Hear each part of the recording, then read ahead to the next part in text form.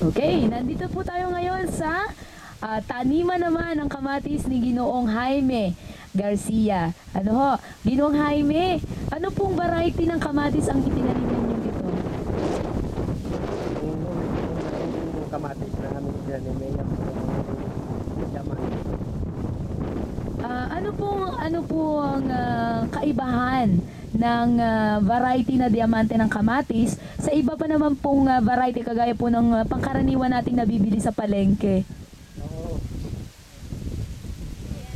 Ang kaibahan po ng diamante na aming itinanim ay matibay ang kanyang mga balat, hindi masira sa kauna ng ating panahon, hindi kagaya ng sa ibang variety na madaling magkatama ng sirit o ano pa man. Ito po ay napakatibay at mabunga.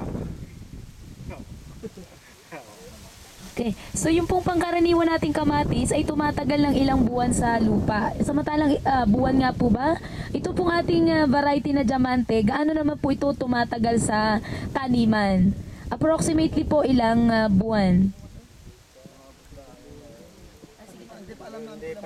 So ito pong ating variety ng kamatis na ngayon na nakatanim dito.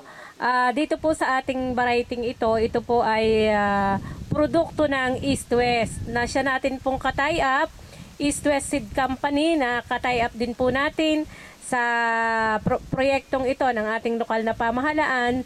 Ang kamatis po nating ito o ang diamanting ito na uri ng kamatis ay ito po ay tumatagal hanggang 2 buwan po yung kanyang pamumunga.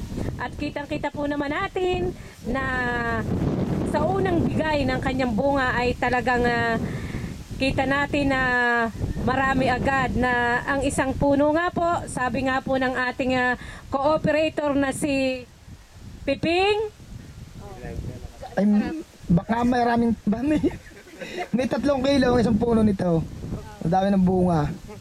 Yung amin naman kamatis na dati ay mga 1 kilo lang siguro ang mga bunga noon. Okay, ibig sabihin po talagang ito ay napakaganda ng ani nitong ating diamanteng variety. Ano ho? Ngayon po, Ginoong Jaime, napansin ko po ay malawak ang inyong tanima, 1,000 square meters. Gusto ko pong malaman gaano karami na po ang inyong naaning kamatis dito.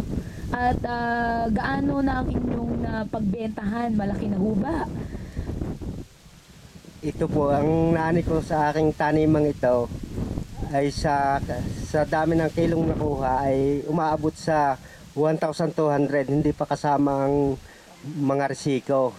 Gawa pagka po kami nagbibenta, yun po ay may bawas, yun ay may pinaka-porsyento, kaya hindi ho na namin inililista yung mga porsyento ngayon.